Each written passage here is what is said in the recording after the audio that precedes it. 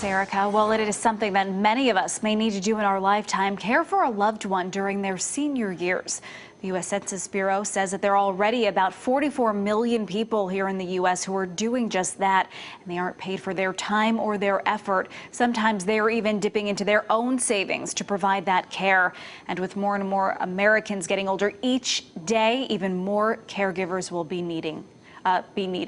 Joining us this morning, we do have Rees Gavin, president of Connecticut Community Care.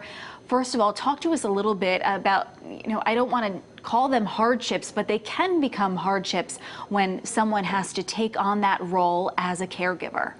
The challenges are many, Amanda. The challenges are many. And we find that for so many people who are caregivers, it can be a very, very isolating experience. And as the caregiving span goes on, it actually can become even more isolating as every day goes by. The example I like to use is if you went to work and you sat in an office with a group of your colleagues and you wanted to tell everybody that your toddler had you up all last night and that the toddler had wet the bed, you'd be okay saying that, wouldn't you? Right. But if it was your mother who was up all night wetting the bed, or your dad, you wouldn't go into work and tell people that. No. And so caregivers talk less and less about their caregiving responsibilities and become more isolated, and that is definitely not in their best interest. Caregivers need to take care of themselves. You know the old adage about, when you're on an airplane, put your oxygen mask on first? It couldn't be truer where it comes to caregiving.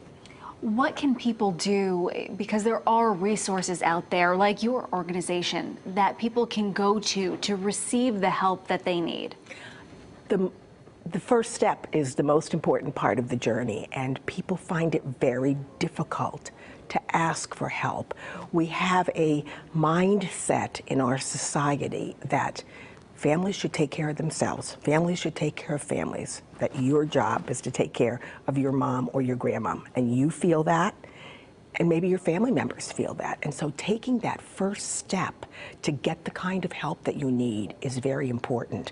And I absolutely agree with you that there are resources out there. It's a confusing system.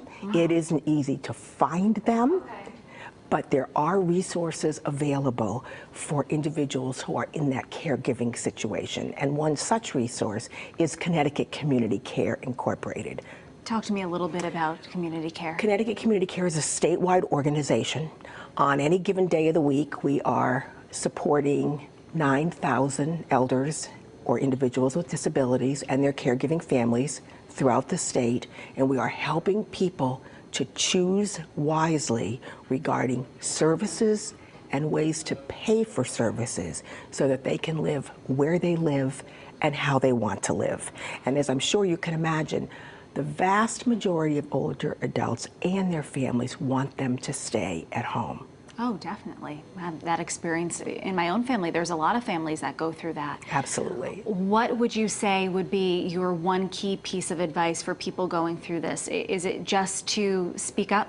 It's to not try to do it alone. Try to do it alone, to reach out to other caregivers, reach out to organizations like Connecticut Community Care, and get a partner. You need someone who is going to be walking shoulder to shoulder with you, because caregiving, it can be a rewarding, absolutely rewarding experience. It is also a very challenging experience. Well, thank you so much for all your tips and for telling us a little bit more about the resources, because like you said, it can be an isolating experience and we don't want anyone to have to go through that alone. I completely agree, Amanda. Thank you. Thank you.